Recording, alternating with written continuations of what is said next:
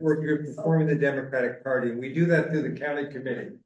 And Gabe, one of our district leaders, is going to be talking about the county committee, which is really how the party in Manhattan is run. Okay. I was told not to pick this up. Okay, great. Hi, everybody. I don't like sitting, but I'll do it. I know we've been here, the meeting's gone on for a while, so I'll be quick about this. As Jerry said, my name is Gabriel Panik. I'm one of the district leaders here. Thank you to everybody who's come out and petitioned, because you're helping get me on the ballot to help represent you for 2 more years as one of your representatives to the Manhattan Democratic Party. Yeah,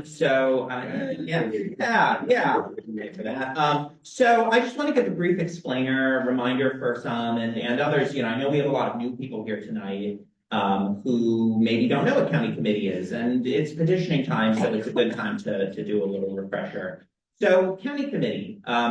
And I promised Jerry I'd be quick, and I'm going to stick to that. So this is going to be an abbreviated version. The county committee is basically how the party functions here in Manhattan. We are a club, and there's a state party, and there's of course the federal Democratic Party. But on the hyper local level, how your district leaders get things done and how we as a party get things done is via the New York County Democratic Committee. And a lot of people in this room are members of that committee. To be a member of the county committee, anybody, as long as you're a registered Democrat and registered to vote in your neighborhood, can be a representative of your block to the county committee. It's sort of bottom-up democracy. We have the county leader, who's Keith Wright, and then district leaders, and then all of you, or could be all of you if you're not already, to help represent your block. And so the county committee does a number of things. It meets most famously once every 2 years for a really long meeting that everybody always tweets about. Oh my God, this has gone on for so long. Why are we still here? And that's fair. I mean, the meetings do go on sometimes, but the county committee can be really important. I mean, the most notable is that if there is a midterm vacancy in Congress, state Senate, state assembly, the county committee are the people who select the nominee in the special election to replace that person. So this has happened a few times over the last few years.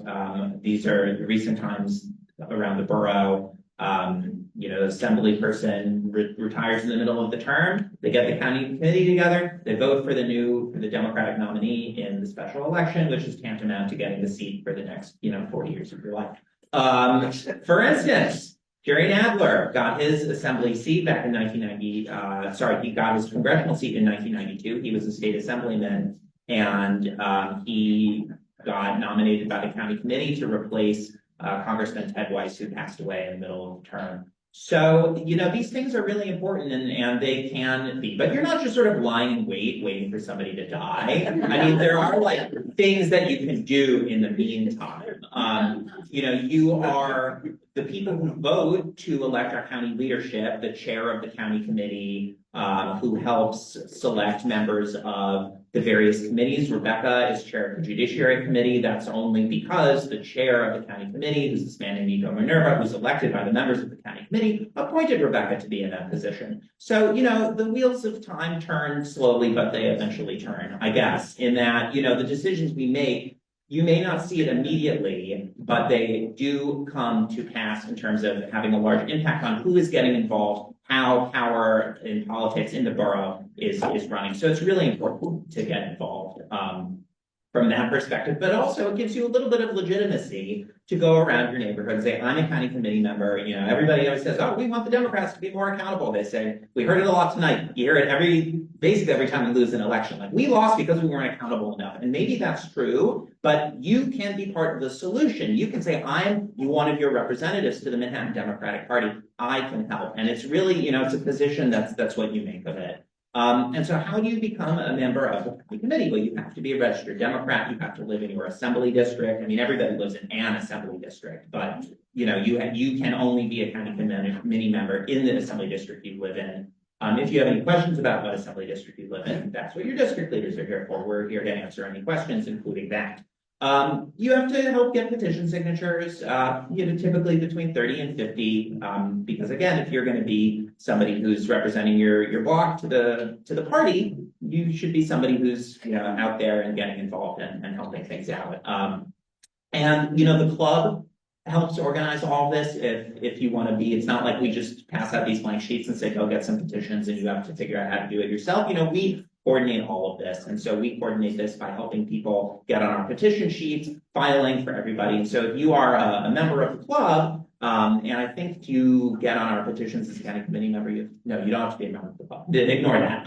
But that's true if you're Republican. But if you aren't sure if you're on a county committee, if you want to be and you're not, come talk to the district leaders because petitioning is still going on. It's still possible, I think, to help get people on the petition. Absolutely, it's still possible. Please come talk to us if you're interested. Yeah, especially if you're willing to put in the work and collect those signatures for yourself. It's a lot of fun. So if you've never been petitioning, that is a knowing laugh from Frank because he knows it. No, I actually think it is really fun. So petitioning is going until the end of March, beginning of April. We are going to file our signatures the first week of April. So time's running out, but that's again, Rebecca and Ben, Axelrod and I are here to help. So if you want to do that, please come talk to us. And I don't know if there are questions. If there's like one question, I'll take it.